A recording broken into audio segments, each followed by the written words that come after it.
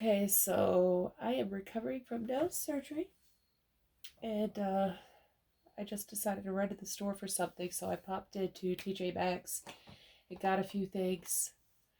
Actually, got three things just off the wall, and I'll review them all separately. I got the this one, Fifth Avenue NYC. I cannot believe I even picked this up, but I picked up the Diamonds and Sapphires by Elizabeth Taylor. And this, which I think is usually at Target, this was only like $5. It's just really gentle. Put in my hair. I'll do that later. But this, the Elizabeth Arden Fifth Avenue NYC. Let me just tell you, I am so disappointed. This is going back. Not because it's awful. It's just disappointing. I really wanted to like this because I have always loved. Here's the actual bottle. I mean, daggone, this bottle, I could keep it, but I'll never wear it. I think this was like $16 or something. I'm pretty sure it was like $15.99 or $16, something like that. I was so disappointed because I will always keep a bottle of the original. I love the original Elizabeth Arden Fifth Avenue, and it's October right now. As it starts to get cool, this stuff just, I always get compliments on this as the weather starts to get crisp. Um, this, I can't even believe this is a flaker of the original. This is so mellow. Also, let me say, I was at the mall with my youngest daughter a few weeks ago, and we were in a hurry, but we were walking past the perfume section, and I picked up one of the Fifth Avenue flakers that I had not smelled before, and it was so good. And then when I saw this at TJ Maxx, I was like, oh, maybe that's the one I smelled. Heck no, the one I smelled that was in Dillard's or whatever had a lot more personality. This right here supposedly came out as a limited edition in 2013. Um, and it's basically, I mean, it might be great for some people if you like very nondescript, creamy, fruity vanilla, is how it comes off. So bland, in my opinion. I mean, that's not necessarily a bad thing if that's what you like. So let's just go over. Top notes are peach, apple, bergamot. Middle notes are peony, black currant, jasmine, plum blossom. And the base notes are vanilla, tonka bean, musk, sandalwood, and amber. Reading through the reviews on Fragrantica, I see a lot of people say that it smells like all kinds of different things. A few people mentioned Victoria's Secret's Heavenly and Angel or something like that. And what else? A lot of people tend to say it's so soft it almost comes off as like a fruity, vanilla-y, like dryer sheet. And I would have to say that's kind of a good description because it's just so like this might be good for a young person or just somebody who just does not want to stand out with their fragrance. It's just a little bit creamy, fruity vanilla, a little bit warm with the amber tonka bean. I did spray this already. The original Fifth Avenue has good lasting power and sillage. This, no, let me just go ahead and spray it again. At first I thought maybe it's my nose because I had nose surgery, but actually my sense of smell is a bit heightened because my nose is so sensitive. This is just I mean, it's okay. It's oh man. Some people actually said this came off a little bit masculine, maybe with the sandalwood, and I can see where they get that as it dries down. There is a hint of masculine to it. A guy could probably wear this actually. The right guy, of course. This is okay. It's like there's a tiny bit of spice to it, which I like. I'm not quite sure where that's coming from.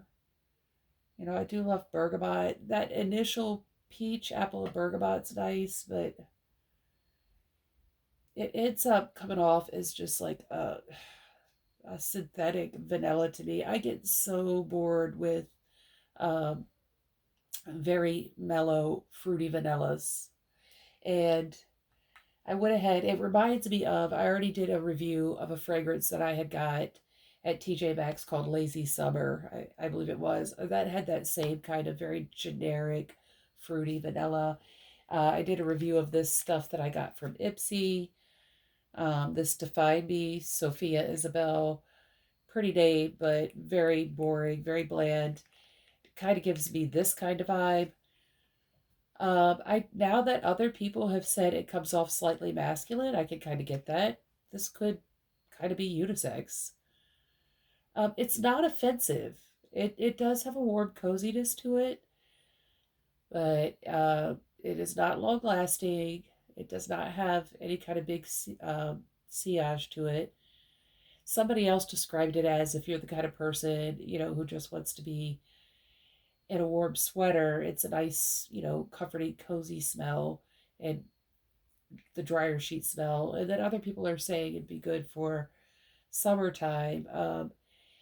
It's just so mellow and nondescript that you could probably just about get away with wearing it anytime. I don't hate it, but I see no point in keeping it. So in that respect, I'm disappointed because to me, this will just always be a classic, especially in the fall. Oh my goodness. And then whatever flaker I had grabbed it, I'm going to have to go back in Dillard's and figure out, this is okay.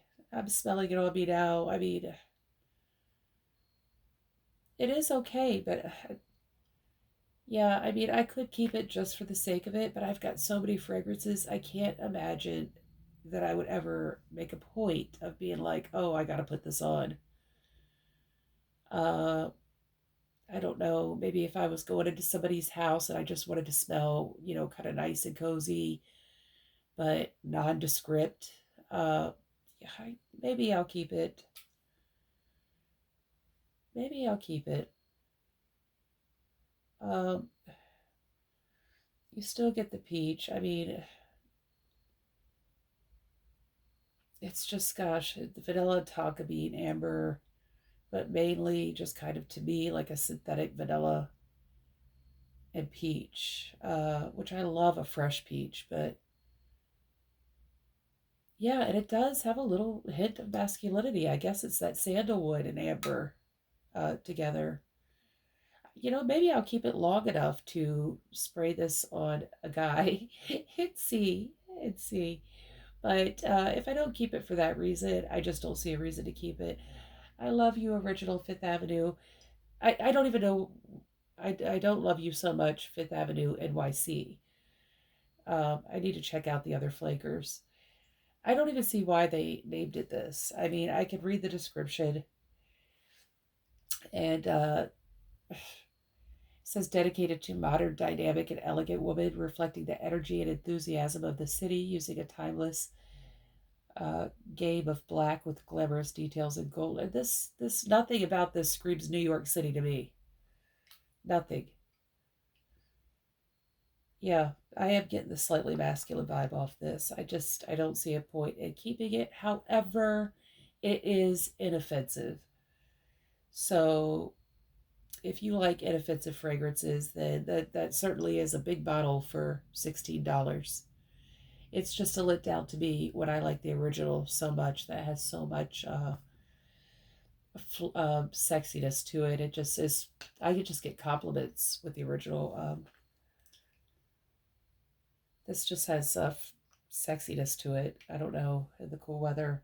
It's definitely a lot bolder, and this is more of a beast.